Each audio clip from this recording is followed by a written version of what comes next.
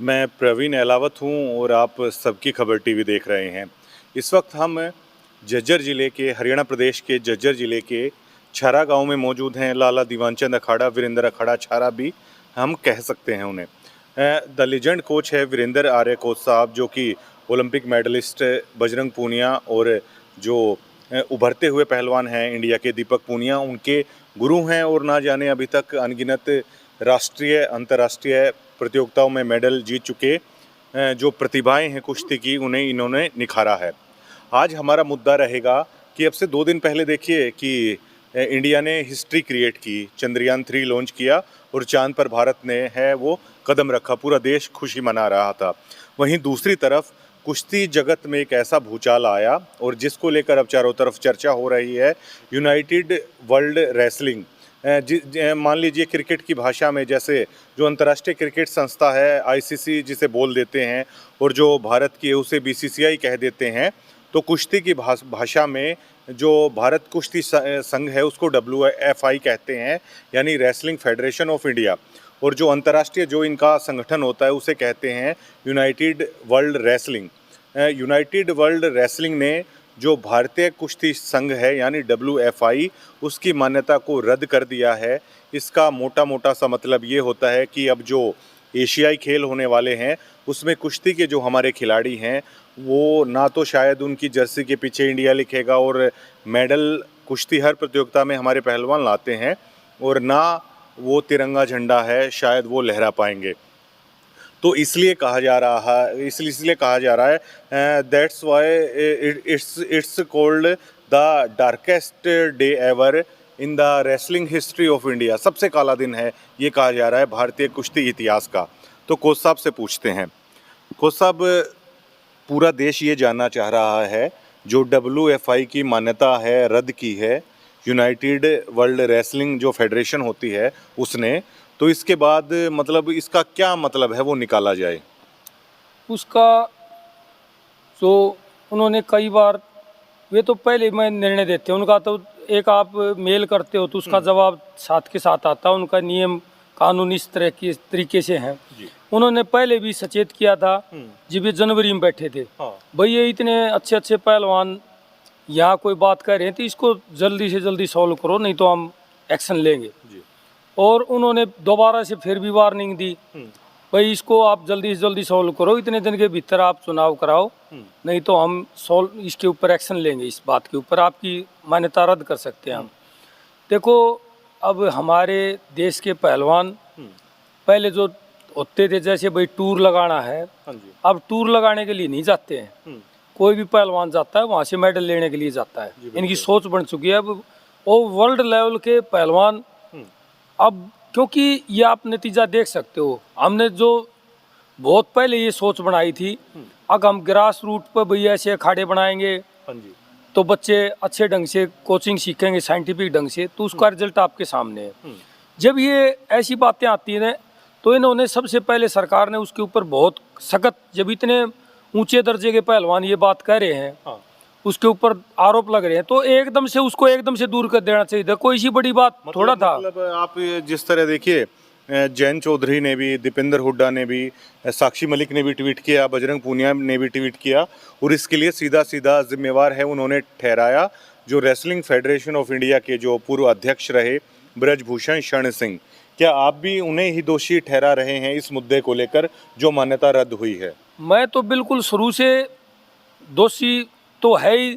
जब एक बार बताओ, उसका पूरा टाइम हो चुका है, इतना 6 बार का सांसद है, एकदम से चलो भाई, एकदम से उन्होंने ये बात कह देनी चाहिए थी, भाई आप कुश्ती के लिए अच्छा होना चाहिए, आप जब इतने अच्छे पहलवान हो, आप ये बात कह रहे हो, चलो भाई और बना लो कोई, और इसको चलाओ, इसको काम को आगे चलना चाहिए। अब तो ये देखो, ये हमारे देश की इज्जत का सवाल है। और अब तो चलो ये एशियन गेम्स में तो शायद खेल सकते हैं भारत की तरफ से, क्योंकि इसका मुख्य आईओसी इंडियन जो अपनी इंडियन ओलंपिक एसोसिएशन है, उसके माध्यम से इनकी एंट्री जाती है। ठीक है।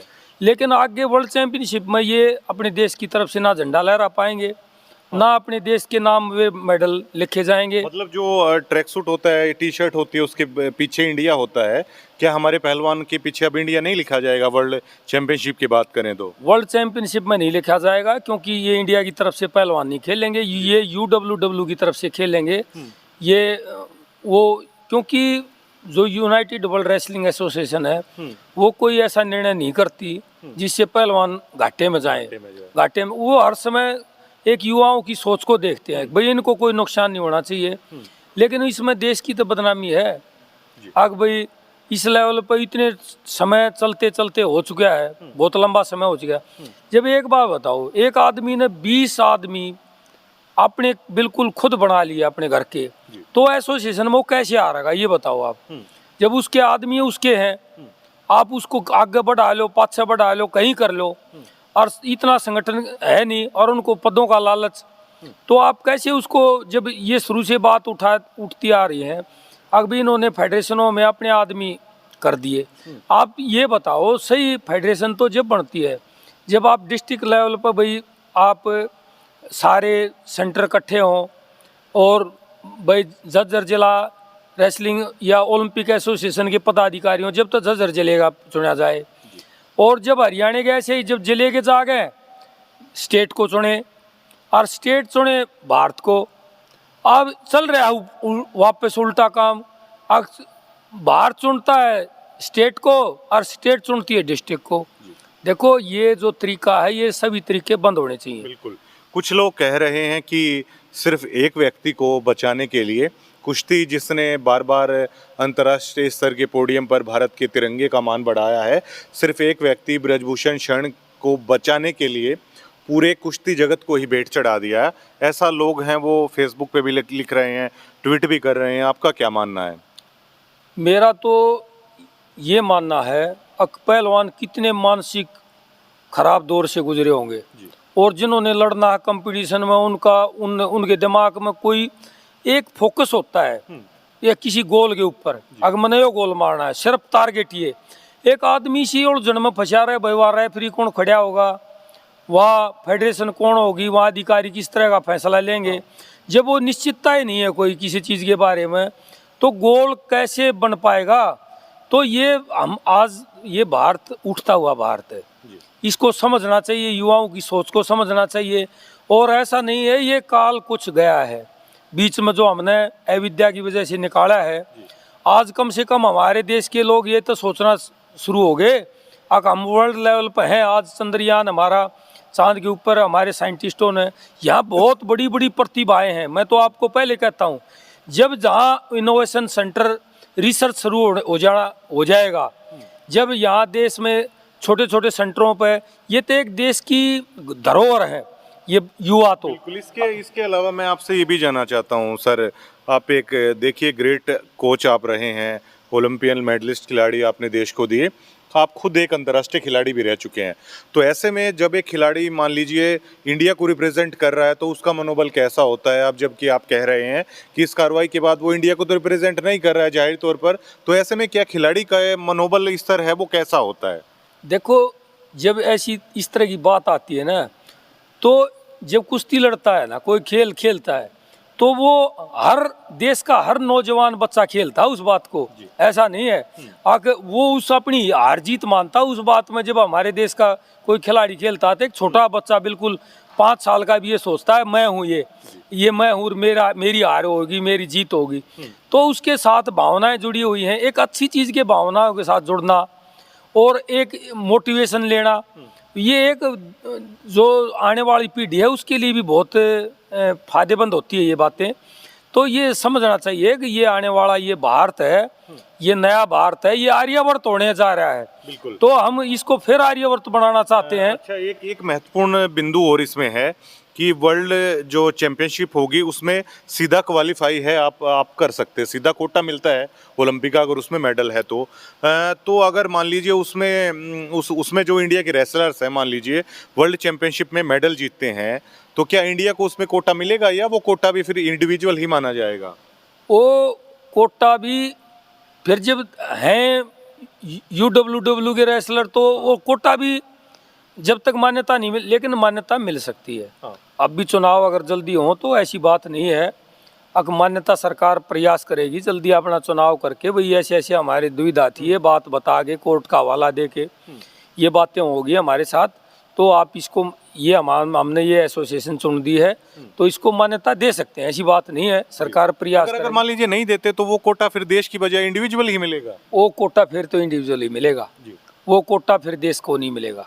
अच्छा, लोग ये भी जानना चाहते हैं सर, मान लीजिए एशियाड में मेडल आता है, चाहे भारत सरकार हो चाहे हरियाणा सरकार हो, जो पदक विजेता हैं उनका आर्थिक रूप से भी मतलब पैसे दे के सम्मान है वो किया जाता है। नौकरी है शायद, वो भी एशियाई खेलों के जो मेडलिस्ट हैं उनको भी नौकरी का ऑफर है वो होता है। अगर वो इंडिया को रिप्रेजेंट नहीं कर रहे और मान लीजिए मेडल ले आते हैं तो क्या नौकरी के कोटे के लिए या जो सम्मान राशि होती है क्या उसके हकदार होता है रेसलर्स? फिर तो देखो जी, वो तो सरकार, यहाँ तो अपने देश में तो सरकार के हाथ में जो भी जैसे भी करना है। हाँ। कानून बनाना है, भाई हमारी जैसे कार्यपालिका है, इसका कार्य है ये काम, तो भाई ये किस तरह से नियम, अब जैसे पहले नियम नहीं थे, अब इन्होंने मोटिवेट किया है खिलाड़ियों को, बहुत अच्छी बात है। हाँ। भाई हमारे प्रधानमंत्री भी मोटिवेशन करते हैं, मोटिवेट करते हैं हमारे खिलाड़ियों को। एक इंटरनेशनल लेवल पर अपनी छवि भी बना रखी है, अच्छी छवि बना रखी है। तो हम तो यही चाहते हैं कि भाई जल्दी जल्दी इसको समाधान करके, और हमें अब एक एक देश का हर नागरिक ये चाहता है कि हम दुनिया में सबसे ऊंचे दर्जे पहुंचे जल्दी से जल्दी। जी बिल्कुल। अच्छा देखिए, चुनाव करवाने को लेकर जब शायद जंतर मंतर क्राइसिस जब चल रहा था, तभी जो यूनाइटेड वर्ल्ड रेसलिंग जो फेडरेशन है उन्होंने चेतावनी दी थी इंडिया को कि जल्दी से जल्दी 45 दिन में है आपको चुनाव करवाने चाहिए। उसके बाद अनुराग ठाकुर शायद खेल मंत्री इसकी कमान है वो संभाल रहे थे, अमित शाह खुद इस मामले को देख रहे थे। अब जब देखिए अमित शाह और अनुराग ठाकुर हैं, जब वो इस मामले पर गंभीरता से अगर नज़र बनाए हुए थे, उसके बाद भी इस तरीके के हालात खड़े हो गए, तो क्या आपको लगता है जल्दी सुलझ जाएगा ये मुद्दा? देखो जी, मुझे तो लगता नहीं इतना जल्दी सुलझ जाए, क्योंकि देखो जो कोई गंभीरता से एकदम से लेते नहीं किसी बात को, अगर गंभीरता से लेते तो कब से ये बात तो ठीक हो जाती। ऐसी बात नहीं थी कोई। इससे कुश्ती पीछे जाएगी, क्या प्रभाव पड़ेगा आने वाले खिलाड़ियों पर? इससे बहुत ज़्यादा प्रभाव पड़ता है ऐसी बातों से। एक मतलब संतुलन जो है दिमाग का वो ठीक नहीं रहता, खिलाड़ियों का मनोबल भी अच्छा नहीं रहता। तो इन एकदम से तुरंत जो सही का सही और गलत का गलत एकदम से फैसला कर देना चाहिए। इसमें कोई वोट का, इस चीज़ का ये बड़ा नुकसान करती हैं चीज़ें। अगर इससे इतनी वोट का फ़ायदा हो जाएगा, इतना नुकसान हो जाएगा, ये चीज़ नहीं सोचनी चाहिए। इसके पीछे देखिए 90 दिन हो गए अब तक चुनाव नहीं करवाए जा रहे, तो क्या आपको लगता है कि दोबारा से ब्रजभूषण शरण है वो कब्जा दोबारा जमाना चाहते हैं? आपको लगता है ये देखो जी, नहीं कह सकते, कुछ भी हो सकता है, क्योंकि अगर अब ब्रजभूषण अपने आदमियों को इकट्ठा करता है, हाँ जी। 22 स्टेटों को कहता है कि भाई इतनी वोट तो मेरे साथ हैं, हाँ। उसको किसने परमिशन दे दिया? कोई ठीक थोड़ा है जब वो उसके ऊपर हरेसमेंट के आरोप लगे हुए हैं और वो मीटिंग कर रहा है, तो उसको तो मीटिंग पर भी बैन होना चाहिए था। उसको मीटिंग किस लिए, जब उसका टाइम पूरा हो चुका है फिर वो मीटिंग कर रहा है, फिर वो आदमियों को खड़ा कर रहा है, अब ये आदमी बनेंगे, तो ये चीज़ें ठीक नहीं है, ये बहुत गलत है। बिल्कुल। बजरंग पूनिया से क्या इस बाबत आपकी बातचीत हुई? क्योंकि बजरंग पूनिया ने जो ट्वीट किया है उसमें तो वो बेहद आक्रामक दिख रहे हैं, इस मुद्दे पर ब्रजभूषण शरण पर आक्रामक वो दिख रहे हैं। क्या आपकी बातचीत हुई बजरंग से इस चीज़ के बाद? ऐसा तो नहीं हो सकता कि जंतर मंतर पे भी आप टच में थे, उसके बाद भी काफ़ी सारी चीज़ें हो रही हैं। देखिए बजरंग को लेकर भी पंचायत हुई, बजरंग भी पंचायत में जा रहे हैं, काफ़ी कुछ को सब चल रहा है, काफ़ी कुछ है जो नहीं होना चाहिए शायद। मैं 4-5 दिन पहले भी मेरी बात हुई थी बजरंग से, और मैंने तो उससे यही प्रैक्टिस में, भाई प्रैक्टिस पर ध्यान दे, ध्यान को एकाग्र कर, भटकाने की कोशिश मत कर, अपनी मेहनत पर ध्यान दे, क्योंकि उसने अभी कोई राजनीति का इस चीज़ का कोई मतलब नहीं है। अगर भाई ये राजनीति कर रहे, वे वाक्य में असलियत में इस बात के ऊपर है, कुश्ती के ऊपर अड़े हुए हैं। अच्छा सर, देखिए बजरंग पंचायत, तो अभी पंचायत एक हुई थी, बजरंग उसमें जाते हैं। क्या आपको लगता है कि ये खिलाड़ियों को इस तरह की पंचायतों में जाना चाहिए और पंचायत में आके बात होती है कि विशाल काली रमन और इसमें कौन बेहतर है? शायद ये तो रेसलिंग फेडरेशन को देखना चाहिए। मतलब क्या आप सही मानते हैं कि बजरंग को जिस तरीके से बुलाया जा रहा है, एक खिलाड़ी का इस तरीके से पंचायतों में जाना कहाँ तक जायज मानते हैं आप? देखो जी, पंचायत ये हमारा जो समाज है ना, यही तो सपोर्ट करता है हर तरह से। यही है, इनको हमारे घी मोटिवेशन करता है। इनकी बात अगर पंचायत की बात नहीं मानेंगे तो किसकी बात मानेंगे? क्योंकि ये हमारे सरदार हैं। इनकी बात तो माननी, अगर ये कहेंगे भाई ये आपने करना है तो इसके लिए कुछ भी नुकसान हो जाए, क्योंकि हमने वो बात करनी ही है। क्योंकि हम समाज से ऊपर नहीं है, हम खाप पंचायतों से ऊपर नहीं है, हम साधारण नागरिक हैं। और खाप पंचायत कभी भी गलत फैसला नहीं करती। वे सोच समझ के उसमें सारी तरह के बुद्धिमान आदमी होते हैं, ऐसे एक आदमी की नहीं चलती वहाँ। वहाँ सब निर्णय सोच समझ के लिए जाते हैं। लेकिन सर तैयारियों पे तो प्रभाव पड़ता है ना, पंचायतों पे पंचायतें हो जाती हैं, कई बार लंबी खिंच जाती हैं। देखिए अब ये होता है ना जी, अगर ना जाए तो इन्हों का भाई तू घमंडी हो गया, आया नहीं। कुछ चीज़ें ऐसी होती हैं, उनको थोड़ा समझाना और समझना, क्योंकि एक पक्ष भी है विपक्ष भी है। हर आदमी को संतुष्ट करना, और तो फिर हम तो वो चला गया तो ठीक ही रहा है इस मामले में। तो आपने देखिए, एक बार मैं पहले भी आपके मैंने इंटरव्यू किए थे, उस टाइम ब्रजभूषण शरण तक ये बात बोलते थे कि जो विनेश हैं, साक्षी हैं, बजरंग है, कुश्ती है उनकी ख़त्म हो चुकी है। लेकिन आप उनके कोच हैं और आपने मैंने जब आपका इंटरव्यू किया तो आपने कहा कि बजरंग का खेल तो आपने कहा था शायद यहाँ से तो शुरू हुआ है और बजरंग में अभी काफ़ी सारा मादा है वो रखने का। लेकिन अब बातें आ रही हैं कि वो ट्रायल से है, वो बचना चाहते हैं। तो आज मैं आपसे फिर से पूछता हूँ कि बजरंग में कितना मादा है कुश्ती का फिलहाल? उसमें बहुत कॉन्फिडेंस में है, वो बहुत अच्छी प्रैक्टिस कर रहा है। आज अब वो भारत का बहुत अच्छा पहलवान है और उसका पूरे वर्ल्ड के अंदर उसको इंडियन टैंक बोला जाता है। वर्ल्ड में जो रशिया के पहलवान अच्छे अच्छे पहलवान हैं, अमेरिका के पहलवान है, वो उसको इंडियन टैंक बोलते हैं, इंडियन टैंक के नाम से पुकारते हैं। तो उसका कितना दबदबा बन रहा है आज के टाइम पे, तो वो बिल्कुल कॉन्फिडेंस में है। अब अगर वो कहाँ अगर कम्पीट नहीं करता, अगर उसका कुछ नहीं होती है, कोई परफॉर्मेंस अच्छी नहीं है, तो उसे नहीं जाने वहाँ से कुछ नहीं मिलना और उससे कोई अच्छाई तो मिलेगी नहीं। और एक खिलाड़ी है, जब उसका इतना मनोबल है, क्योंकि उसके मनोबल से पता चल जाता है आगे वो कितनी मेहनत करता है, कितना उसका मनोबल है और वो अपने इवेंट के प्रति कितना सीरियस है, इसी बात से अंदाज़ा लग जाता है। तो मेरे को तो पूरा वो सीरियस, बिल्कुल आपके पॉइंट, ज़्यादा घूमता नहीं, ज़्यादा बात नहीं करता, बाहर नहीं निकलता, अपने काम से काम ही रखता है ज़्यादातर, ज़्यादा वो किसी चीज़ में। और जो पंचायत फैसला करेगी, दोनों जने हैं, विशाल भी है और बजरंग भी है, जो पंचायत फैसला करेगी, भाई विशाल ने भी नहीं सोचेगा कि भाई मैं ठाडा हो गया, तो और बजरंग ने सोचा भाई मैं तगड़ा हूँ, क्योंकि इनका बहुत जूनियर सीनियर का बड़ा इनका फर्क है। तो ये सारी बातें सोचकर जो पंचायत निर्णय, मैं अकेला आदमी इस बात पर कुछ नहीं कह सकता, क्योंकि जो हमारे बड़े बुजुर्ग हैं जो फैसला करेंगे हम तो उनके साथ हैं। देखिए सर, एक बार हॉकी भी बेहद उच्च स्तर का खेल था, हॉकी का पूरी दुनिया में मानते थे। लगातार कई ओलंपिक मेडल हैं वो हॉकी में जीते। लेकिन उसके बाद जैसे आज कुश्ती में जो राजनीति घुस रही है ना, ऐसे ही हॉकी में एक बार हुआ था।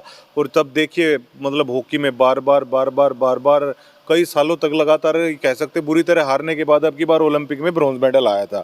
तो कुश्ती का जो टर्निंग पॉइंट है, वो कहते हैं कि सुशील कुमार ने मेडल जीता, उसके बाद है वो बेहद बूम है कुश्ती में आया था। लेकिन अब शायद जो हॉकी के साथ हुआ था, ऐसा लग रहा है कुश्ती के साथ भी ऐसा है। क्या अगर इसको नहीं सुधारा गया तो क्या बिल्कुल डाउन जा सकती है कुश्ती दोबारा से? आप ये देखो, दोबारा डाउन जा सकती है अगर जब आप ग्रास रूट पे कोई बच्चा लगाए नहीं गा करने के लिए, तो आप पर डाउन जाएगी। पहले अब आप हॉकी देखो, आप हर एक जो गांव के अंदर हम भी खेला करते भाई, कीकर की खुड़िया तोड़ गए, उससे खुड़िया तक खेला करते हम। उन गोंडा में जो गांव के गोंडे होते थे, रेत होता था, उसमें खेलते थे, ग्राउंड होते थे उसमें, घर घर में। ऐसे ही अब खाड़े हो गए, गांव गांव में खाड़े हो गए। अब हॉकी कहाँ खेलते, कहाँ कहीं दिखाई देते हैं आपको? जब इतने मास से निकल के बच्चा जाता है, जब जाके ओलंपिक लेवल का होता है। अब गाँव में ये आप जहाँ बैठे हो, ये बिल्कुल खेतों में, बस्ती से गांव में भी बिल्कुल खेतों में है अखाड़ा। और तो यहाँ और छोटे छोटे बच्चे आते हैं, कितना मोटिवेशन है उनका। अब ये मोटिवेशन बना रहेगा तो ये धराशायी कर देंगे। अगर ये वापस हट के ग्रास रूट से कुछ कच्चा माल नहीं मिलेगा हमारे को, फिर आगे तो कोई कोई जाएगा, फिर उसमें कंपटीशन नहीं होता, फिर उस लेवल पर पहुँचते नहीं। बात करने के लिए शुक्रिया सर। आपका भी प्रवीण जी, आपके चैनल को भी बहुत बहुत बधाई हो। आपने कुश्ती से संबंधित बातों को, खेल से संबंधित बातों को बहुत अपने चैनल के माध्यम से लोगों तक पहुँचाया है। आपने रात में आके भी यहाँ कवर किया है। आप बहुत मेहनत करते हो। आपको, आपके चैनल को, आपके दर्शकों को बहुत बहुत बधाई हो। जी जी जी। देखिए, अब कोच साहब से पता चलता है उन बातों का। अब देखिए, कुश्ती ने कभी भी भारत को निराश नहीं किया है, चाहे जितनी भी बड़ी प्रतियोगिता, अगर 4 बड़ी प्रतियोगिताओं की मैं बात कर लूँ, जिसमें ओलंपिक हो जाता है, वर्ल्ड चैम्पियनशिप हो जाता है, एशियाई खेल हो जाते हैं, कॉमनवेल्थ हो जाता है, या अन्य भी जो रैंकिंग सीरीज होती हैं, हर बार मतलब कुश्ती ने भारत को प्राउड फील वो करवाया है। ऐसा शायद अब कभी होता नहीं कि जहाँ पर इंडियन रेसलर हैं, चाहे मेंस हो चाहे वुमेन्स हो, कि भारत का खिलाड़ी वहाँ पे पोडियम पे ना आता हो, भारत का तिरंगा वहाँ पे ना लहराता हो। और ये एक दिन में नहीं होता है, ये सालों साल, साल दर साल होता है। और इंडियन रेसलिंग का टर्निंग पॉइंट बताया जाता है जब सुशील कुमार ने सबसे पहले ब्रॉन्ज मेडल हासिल किया था, तो उसके बाद एक बड़ा जोश सा आया था। जो अभिभावक हैं देश के, उनमें भी जोश आया, और खुद बच्चों में भी जब सुशील को उन्होंने देखा कि हाँ, हम भी कुश्ती में भारत के लिए मेडल ला सकते हैं, तो मतलब छोटे छोटे बच्चे हैं वो निकले, जो कोचेज़ हैं उनको भी भरोसा हुआ कि हम भी बच्चों को ओलंपिक के लिए तैयार कर सकते हैं। उसके बाद योगेश्वर को लोगों ने देखा, लोगों ने कॉमनवेल्थ में गीता फोगाट को देखा, जो पहली वुमेन रेसलर थी जिन्होंने कॉमनवेल्थ में गोल्ड मेडल जीता था। और नरसिंह यादव को लोगों ने देखा कि वर्ल्ड चैंपियनशिप में किस तरीके से फ्रांस के पहलवान को बिल्कुल आखिरी 10 या 15 सेकंड में उन्होंने हरा दिया था। तो जब लोगों ने सुशील कुमार, योगेश्वर दत्त, नरसिंह यादव, गीता फोगाट, फिर उसके बाद बजरंग पूनिया हो, साक्षी मलिक हो, विनेश फोगाट हो, जब इन लोगों को देखा ना, तो बिल्कुल कह सकते हैं कि प्रत्येक गांवों के साथ मतलब कुश्ती को लेकर रुझान हुआ। लेकिन पिछले अगर 8-9 महीने की बात की जाए, तो मतलब कुश्ती को लेकर बिल्कुल भी कोई भी अच्छी खबर है वो बिल्कुल आ नहीं रही है। जंतर मंतर क्राइसिस आपने देखा, ब्रजभूषण शरण के खिलाफ जब खिलाड़ी हैं वहाँ पे बैठ गए थे।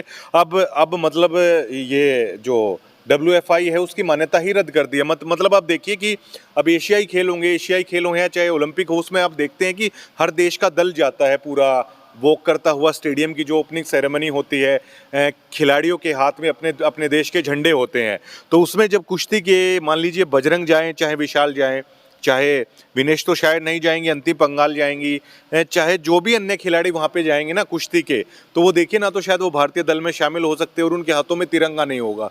ये चीज़ें खिलाड़ी का मनोबल है वो तोड़ देती हैं। जो उसका सपोर्ट होता है, देशवासियों का जो प्यार होता है, उसको गहरा धक्का लगता है। और इन चीज़ों को जल्द से जल्द सुधारने की ज़रूरत है, क्योंकि पेरिस ओलंपिक नज़दीक हैं।